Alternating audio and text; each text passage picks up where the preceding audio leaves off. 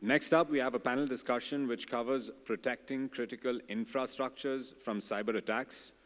We'll be covering points during this session on identifying vulnerabilities and gaining visibility into the number of connected smart devices, and on deploying real-time network monitoring technologies that can spot abnormal behavior. These are some of the points that we'll be covering during the session, and I'd like to welcome on stage first our moderator for the session, Mr. Amar Metwally, who is Assistant Executive Director with ITQAN Clinical Simulation and Innovation Center.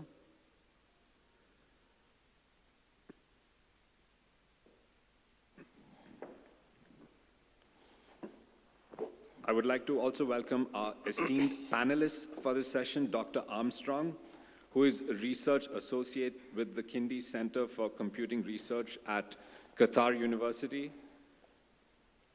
Mr. Daawala, who is Senior Analyst for Customer Delivery at Ooredoo, and finally, Mr. John Mancarios, who is Vice President, Information Technology at QInvest. Good morning. Good morning, how are you?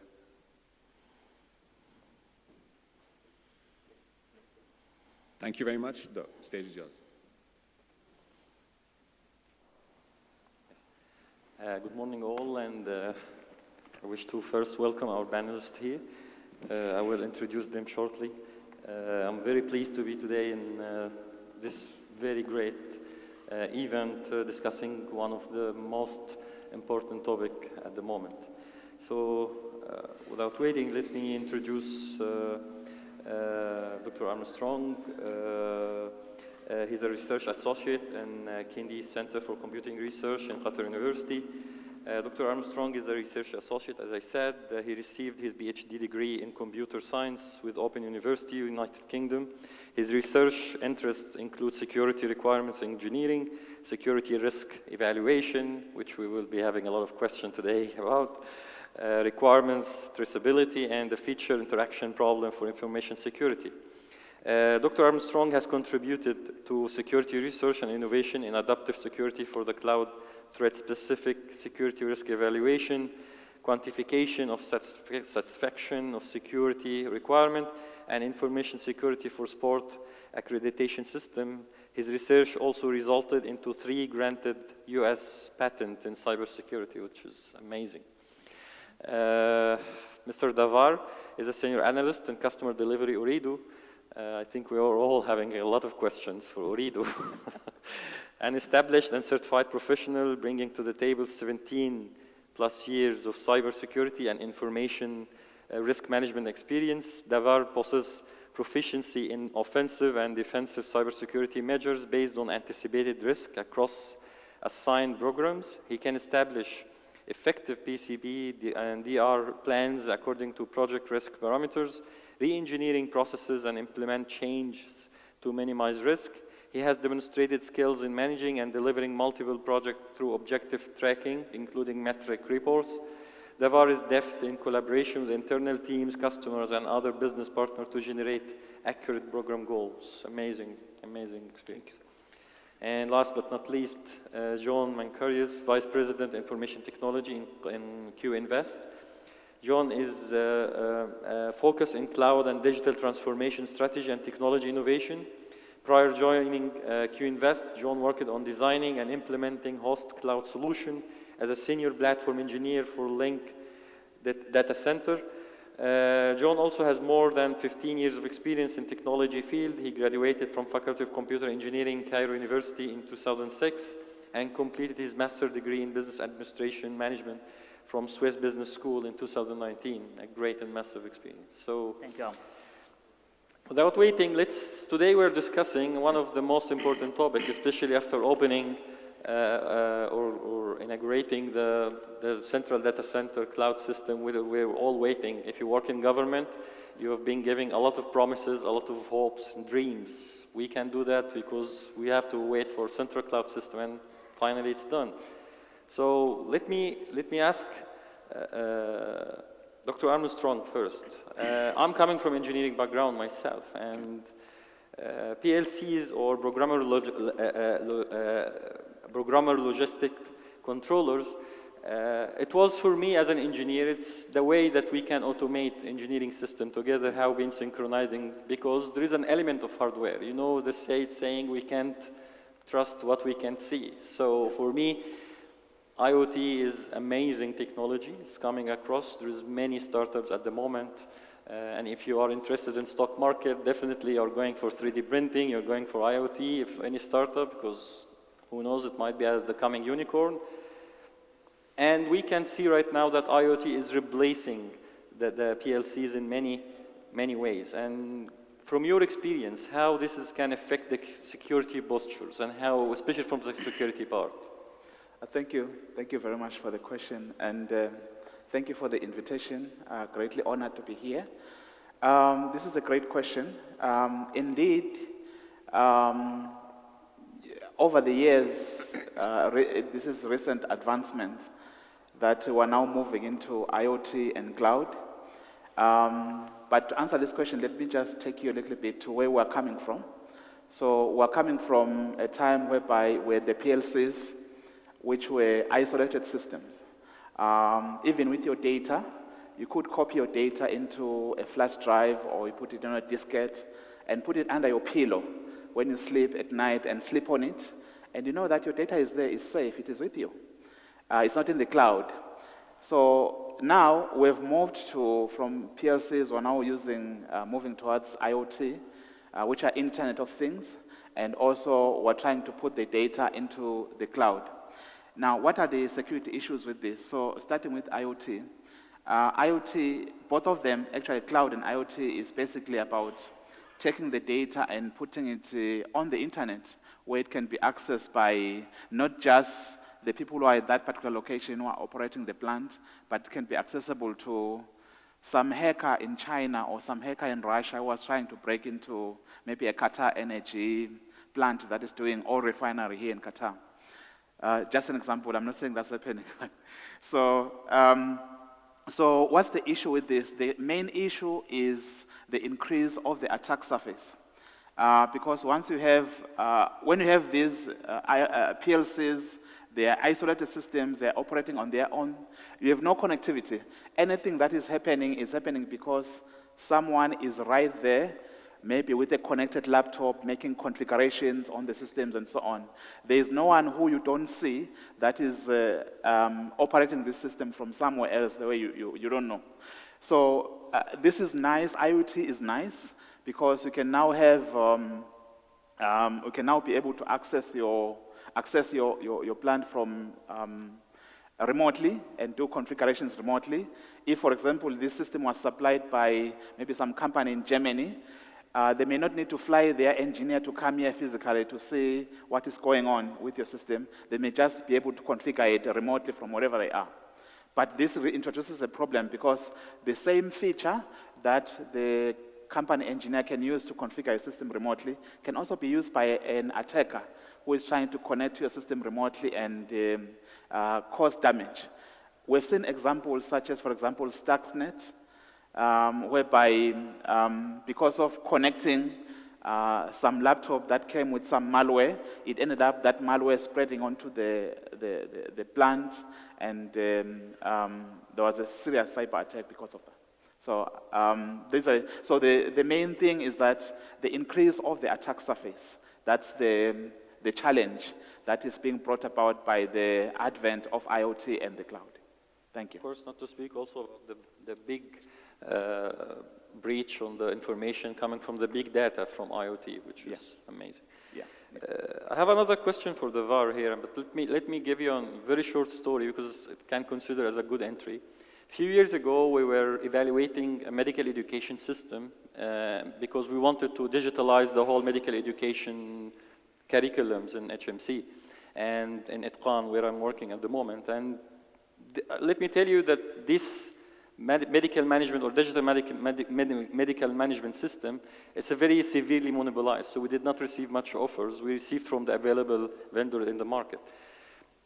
The two direction is either to invest in one of the system was very solidly based on hardware, and the other one is like cloud-based system. And back then, the decision was made with a lot of executive leadership from HMC, and they said, okay, let's go with the future. Let's go with the cloud-based system.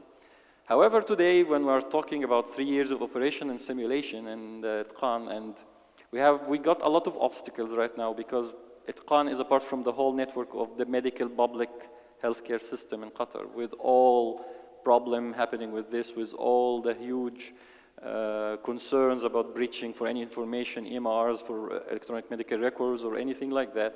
And today I find myself that in a situation I'm not able to use the huge scalability with what we have at the moment, and because we cannot do this obviously for all the cybersecurity issues, and at the same time I'm not able to just make the growth I'm having at the moment. So this is what I'm asking you, how any organization, especially with government, can keep in pace with such a problem when cybersecurity could be considered as a big obstacle for any growth, like in my organization. Hi all, good morning. I thank Executive for inviting me on this event. Obviously, this event I'm here at an individual level, so whatever I speak or share my experience is not nothing binding on Ooredoo, it's binding on me as an individual. So thank you for your question. Your question, I think, is appealing to everyone here in the room. And as a customer delivery manager, I meet a lot of customers, and obviously I cater to a lot of ministries, banks, and other oil and gas and other customers. The challenge, and it remains the same. Now, speaking about, let's say, specifically about your experience, I think you started your journey, if I heard correctly, 3 years or 4 years back to pursue this.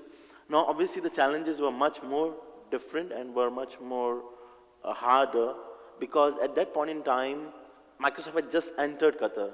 But if you see over the last 3-4 years, and if you just look back 6 weeks back or 8 weeks back, the region of Qatar was listed on Microsoft as a platform.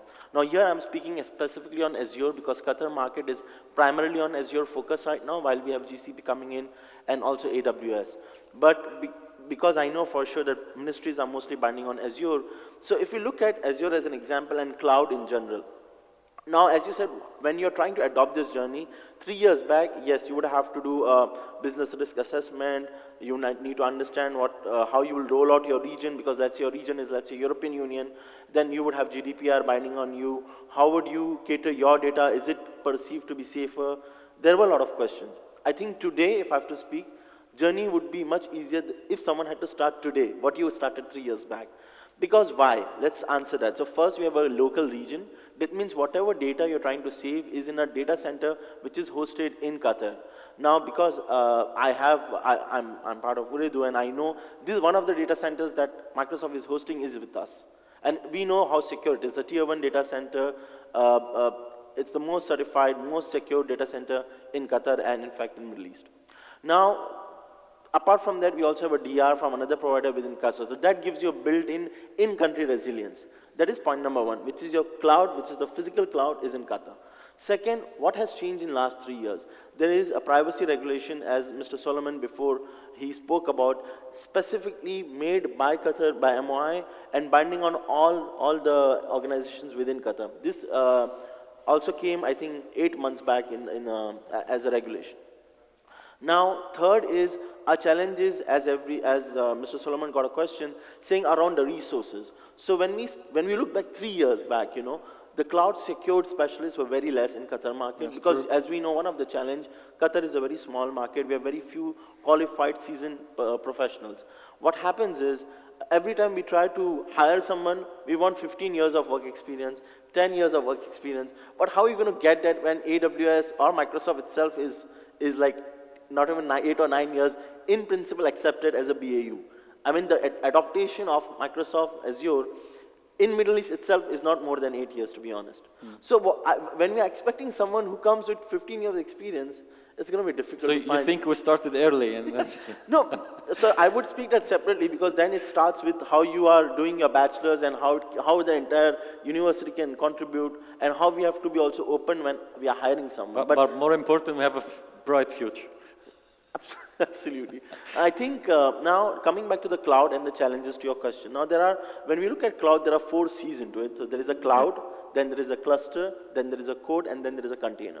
Now I'm going to briefly speak about these four C's because these four C's will help you to lay down a baseline or foundation of making a decision as an organization, whether it's ministry or non-ministry. So cloud, because when you say cloud, all the physical aspect of the cloud. Now it could be a hybrid cloud, it could be an on-prem cloud, or it could be a cloud. Now in all of these three situations, except for the on-prem where you would have, where the customer has a role to play, other two clouds are completely secured because that's provided and guaranteed by the provider. It could be Microsoft, Amazon, or Google. So the cloud is not that of attention. Now come to the remaining three C's. The container. So the container is where you host and you build your, we call DevSecOps, development security operations processes. I won't get into the details because that will take a lot of time away from my panel speakers, but that is one of a separate subject and separate security configurations that you need to do. So that is one focus that we need to have. Now, now coming to the containers, you can have smaller containers, big containers, you can have identity access management, privilege access management issues, there are configuration issues, and these are the low-lying, I think, security quick win opportunities that any organization can take care of.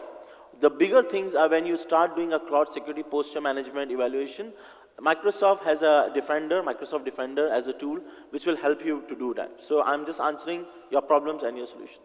Then now coming to the code itself, the code itself is built as you grow. So when you build as you grow, the vulnerability management plays a very key and a vital role.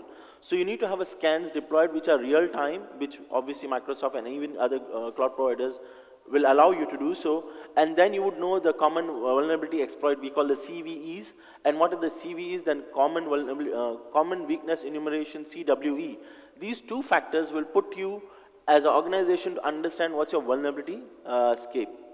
And the cluster is only to, the last is the cluster, which is only to help you ensure that the access that has been provided to you is for a limited, or provided to anyone is for a limited time, obviously role-based access control, and limited time even for the vendors, and only through a push notification or to multi-factor authentication. So these are the solutions before you start your journey for the cloud, which are the 4 C's. I think, thank you, I hope that answers your question. That's a great answer, really. John, we are, I think, about to leave the COVID era with all associated problems we faced that. But we also saw a good side of it as online working. And I think even many companies, they decide to continue working online. Myself, even though I'm running a startup back in Egypt, and I'm communicated with all the staff and many of employees in this company, some of them I never meet physically until now. And with your capacity as VC for Qatar Investment, how can you secure the endpoint in the age of remote working, and how can this be done? First, thank you, Amr, for your question. And I'm glad to be here in this panel and in this event. Actually, I believe the endpoints are the main vulnerability point in any infrastructure. Yes. You don't have 100% control on endpoints, whatever you have implemented. And I'm glad my colleague here mentioned Defender, because I'm going to use the Defender as an example on this. First, what you need to do is to protect the identity. Our end users use the identity to run everything. Whatever systems you have, whatever services you have, on cloud or on premise, they use this identity. So the main point is the identity. So first thing you need to do, and I believe everyone is doing this at the moment, is to enable MFA, multi-factor authentication, on all the identities in any organization. Second thing, you need to implement zero trust. Never, ever trust any of your end user or any of your endpoints, whatever this endpoint is, a laptop, mobile, iPad, whatever. Second thing you need to do, minimize as much as you can access from this endpoint to your infrastructure by implementing virtual desktops. So what we have done during COVID, as an example, we are hosting our disaster recovery site on Microsoft Azure in West Europe region. We have implemented initially Citrix as a desktop app. So our users never connect to our infrastructure using their endpoints. They just use the endpoint as a portal to the virtual desktop. Then we moved from Citrix to WVD, which is now called AVD, Azure Virtual Desktop. This is what we have seen. This is the most secure way because there is no connectivity. There is no direct connectivity between the endpoint and the services. Services are accessible only on this virtual desktop. Second thing that we faced during COVID is security updates. On the initially, during March 2020, when we all had to suddenly start working from home without any prior notifications or arrangements, we had this issue. Users came back after 4 or 5 months. They are lacking all the security updates on any application they have on their endpoints, on the operating system level, and they need to connect directly to the infrastructure now. So this was one of the main challenges we had. How we override this? By implementing Microsoft Endpoint Manager, which is Intune, I believe now called. So you move your endpoints management from on-premise, whatever solution you are using on-premise, into cloud, to be cloud management. And you move all your update policies from a third-party application, operating system, security updates, to be managed from the cloud. By this way, if the endpoint is in the office, outside Qatar, outside the region, it is accessible and updates are pushed in time to the laptop once it's connected to any available internet connection. Last thing I would like to talk about during managing endpoints is the Defender. A lot of organizations are using only antivirus solutions. As I mentioned at the beginning, the most vulnerable device or point in the infrastructure is the endpoint. You cannot count only on antivirus. You need to implement more advanced solutions, anti-vulnerability management systems. So, for example, as my colleague here mentioned, the Defender is working as a vulnerability management solution and an antivirus solution. So we started getting, and we found a lot of things that we have never expected, a lot of applications that are not managed and contain a lot of vulnerabilities, even critical vulnerabilities, not even high vulnerabilities. And we start implementing the policies to override these vulnerabilities and push the required updates in time. That's for me answering this question. I hope it was beneficial. It's a very good answer. Especially, let me telling you, in medical field, as an example, every doctor has different number of smartphones or tablets or PC or laptop, and he may need to access the EMR for any patient at any point of time, and this is acting as a very severe problem at the moment. Yes. I know many medical universities and medical facilities in Western world, they have started to change their policy right now to just rely more on the cloud, because it's unlikely they think that cloud is, in fact, is a threat. Some people, they are saying, as you mentioned right now, your answer, in fact, is the solution, is not the threat. Yes, let me just add one point, Amr, if you may allow me. Please. When we say Microsoft Endpoint Manager or Microsoft Defender, these two products does not protect only Windows operating system. It can manage Android devices, it can manage iOS devices, even the Defender. There is a Defender for iOS, there is a Defender for Android as well. So it's not working only on Windows OS level. Thank you. Back to you again, Armstrong, and I mind to the time, so we need to provide more shorter answers here. Artificial intelligence is affecting all the industries. How do you think that artificial intelligence can be utilized the best way to increase the performance in cybersecurity field? Thank you, Amir. That's a great question, another great question. Artificial intelligence indeed has proven to be very useful in cybersecurity. So I'll just discuss two examples where, from the research perspective, we're trying to make use of artificial intelligence for security under what we call AI for security. So the first scenario is, or approach is to use artificial intelligence for what is called anomaly detection. That is, when your system operates, it has got what is called some normal behavior, that this is how it operates. And if it's under the control of an attack or it's affected by something that causes it, some malware that causes it to behave differently, we can use AI to be able to detect that change in behavior and to create alerts that there is some change in your system that is happening that is not desirable. How is this implemented? Of course, for that you need to collect a lot of data about the previous behavior, normal behavior of the system.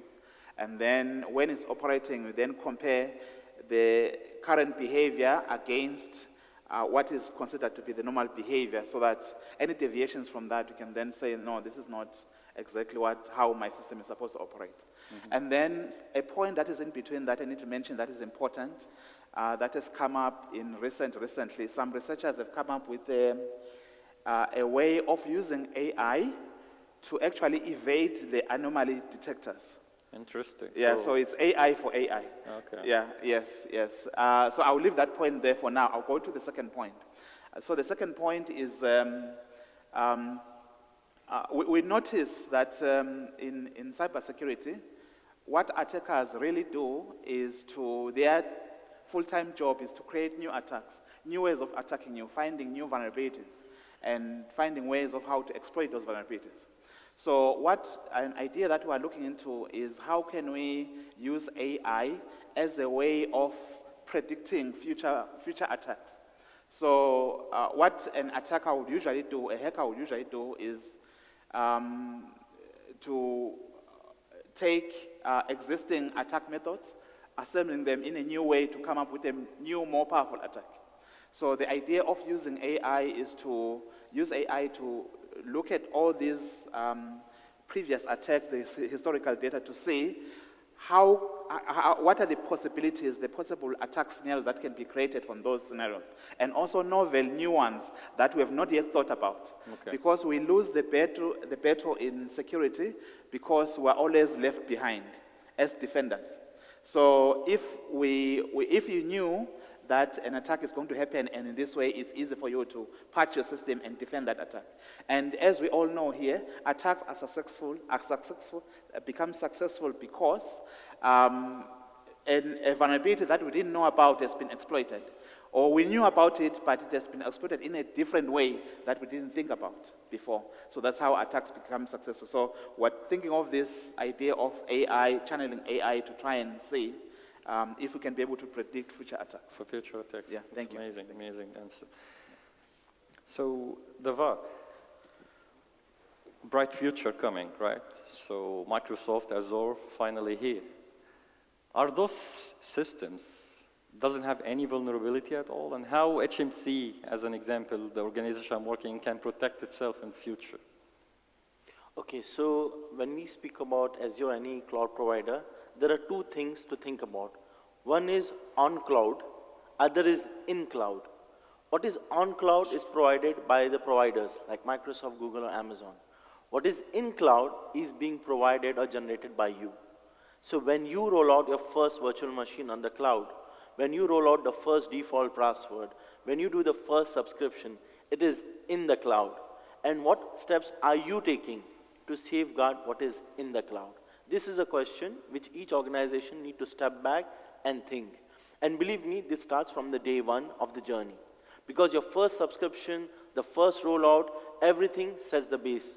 After 1 year or 2 years, some consultant will come and tell you, oh, your cloud cost is, let's say, $500,000.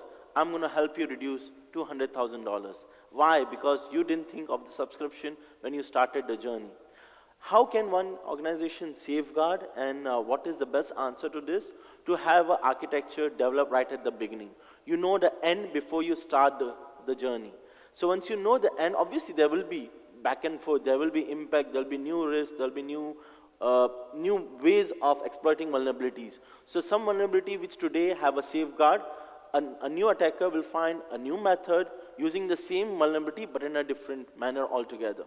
So while the CV may be high, there will be CWA rating, etc. There is MITRE ATT&CK framework which keeps a track of all the CVEs. You will still be surprised to see that how old attacks are being are coming back with new ways of exploitation. So to me, the answer is there is no fixed solution to this, but each customer has to, as I said, build the architecture first, understand what kind of VMs, virtual machine, resources, costing, subscriptions that will roll out.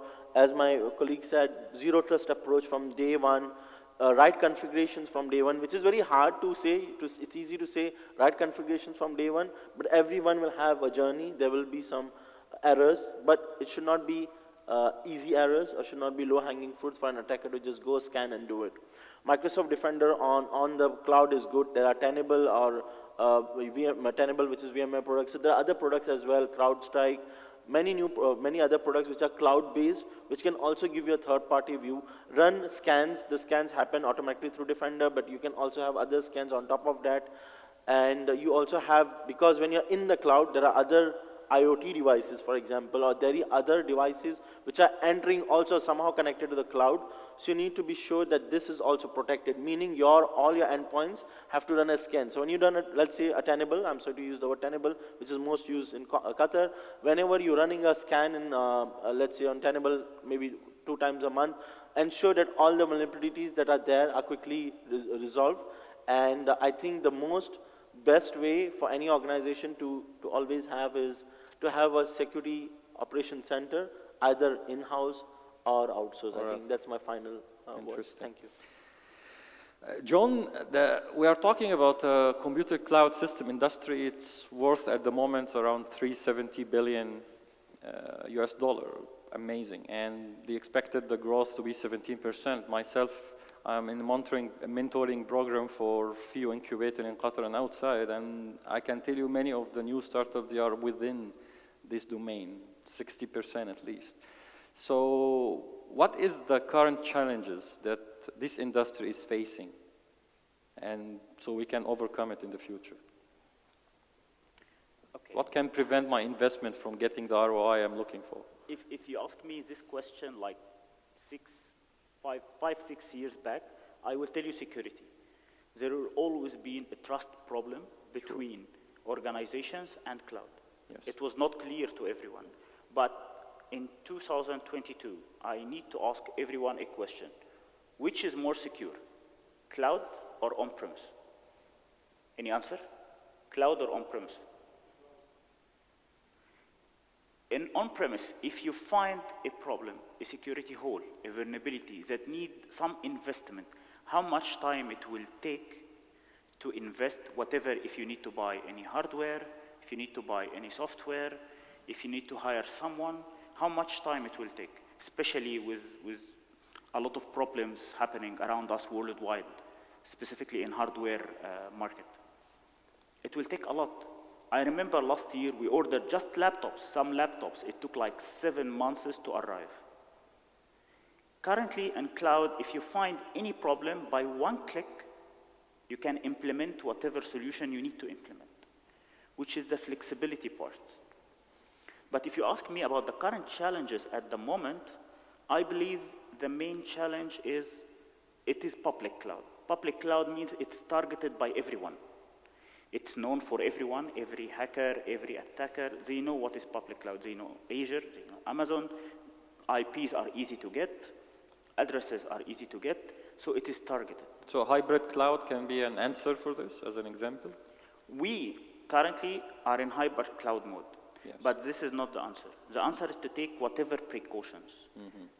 In your digital strategy, you need to add the cloud adoption part.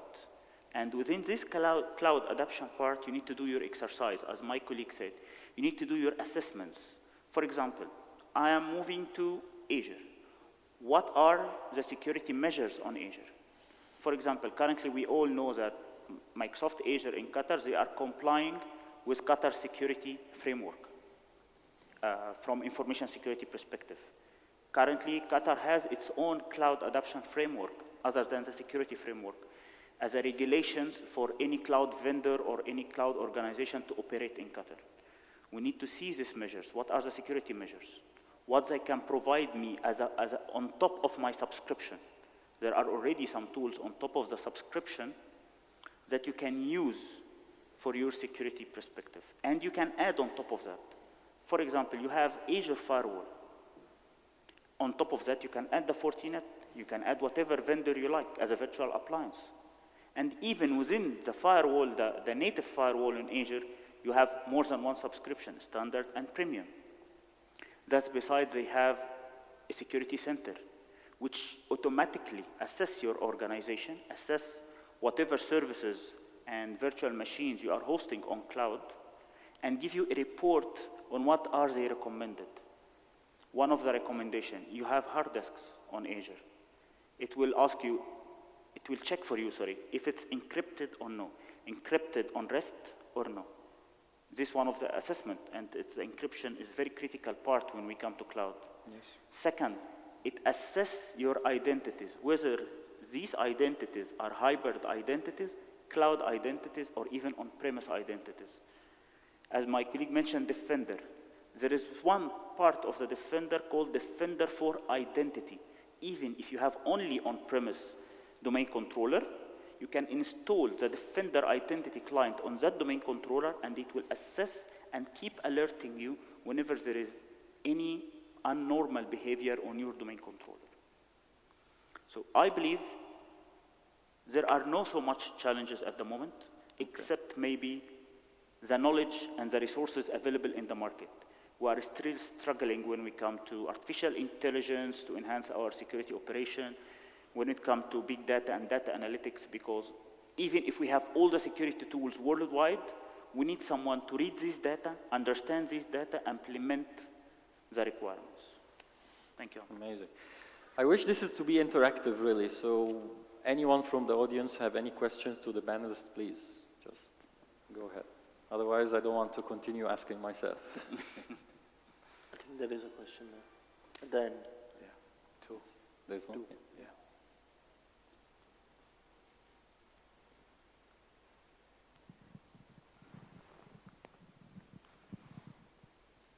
Excuse me. My name is Nagarupan from Council of Ministers. I have just one question regarding the endpoint. Now, everyone have different version of endpoint protection.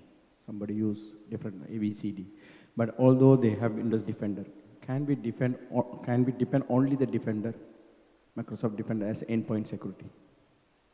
Or do we need another third party as well? For example, Palo Alto Cortex or CloudStrike. Do we need to have it or not? Or only can we depend on the Windows Defender? I can answer this question. At the moment, I believe specifically on endpoint management, the Defender is a great tool, but it's still growing. They keep adding features and new measures. For example, the Defender is giving you something called security score. It actually compares your organization to the market.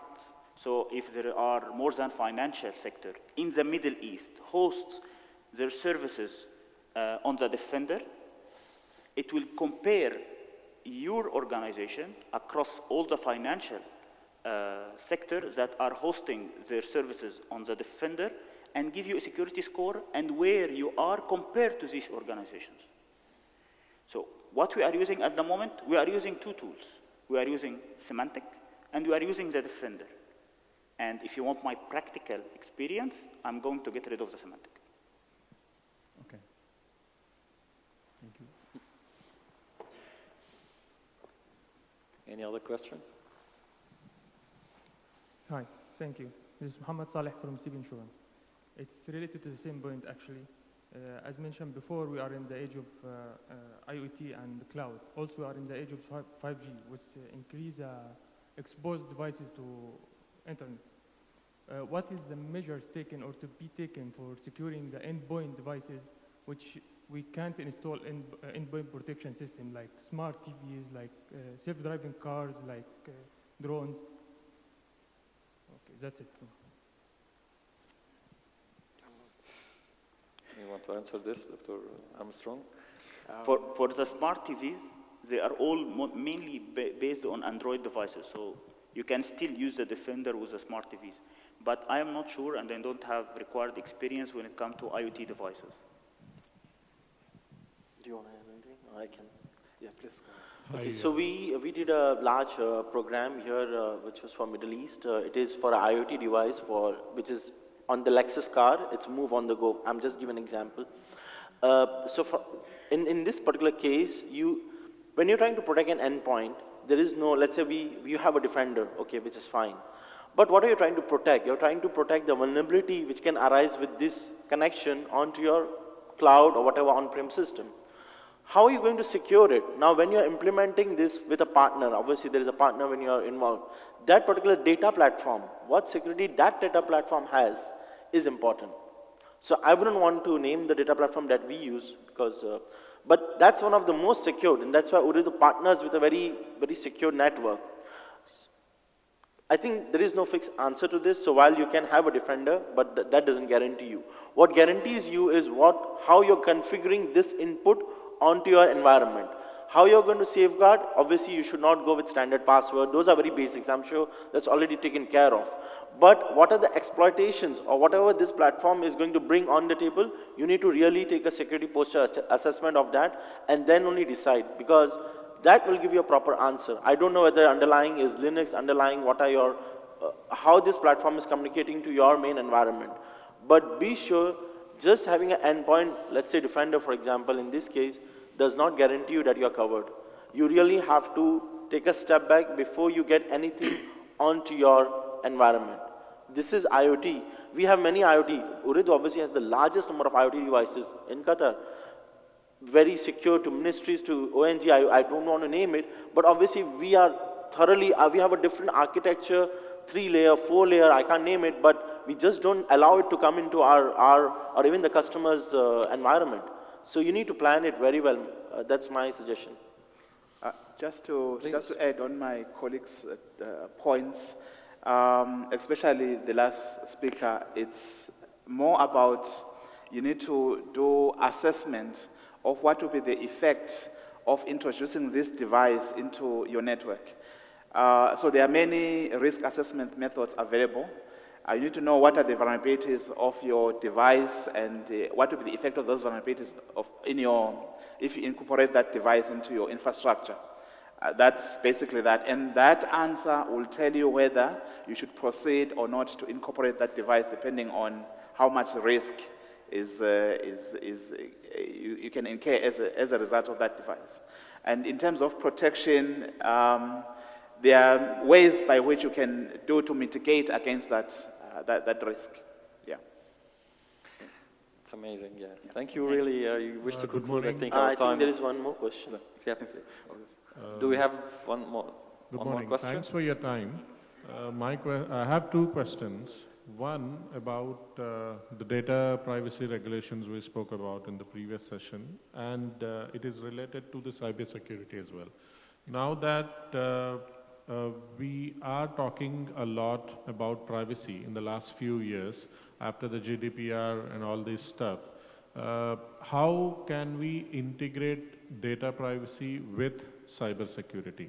Because we see a lack of ownership in data privacy, whether IT should take care of it, or information security should take care of it, or legal, or you have data governance departments in few organizations. So because of this confusion, it goes nowhere, and we see a lot of impacts, and no one talks about privacy, because it also comes from our culture that we are maybe not very serious about privacy. Now that in organizations we are talking about that, so how do we get to the level of privacy needed?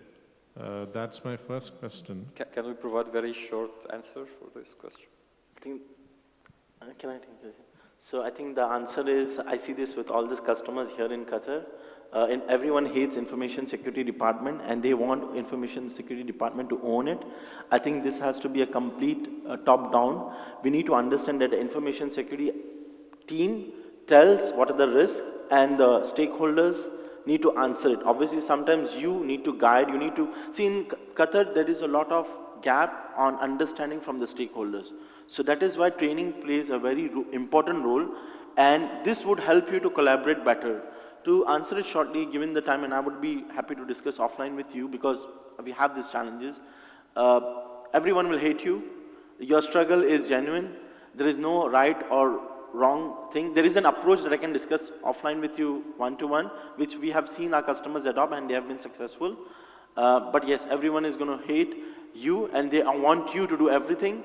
I also know that is not the right thing, but you need to figure out your own organization and a way to do it, honestly. As an answer, simple answer, everyone is hating the cybersecurity, myself included. Yeah, and everyone wants everyone wants information security department or cybersecurity. They are number one enemy. Every day I'm going to ITQAN, you know. So anyway, I wish really to conclude that it was a fruitful discussions, a lot of good answers, amazing experience here. I'm today learning more. Before I come to the panel, now I know more than before this. I think we all learn from each other and from the audience. So thanks a lot, really, and please, you can reach them after the panel if you have any further questions. Thanks a lot. Great. Thank you. Thank you. Thank you. Thank you.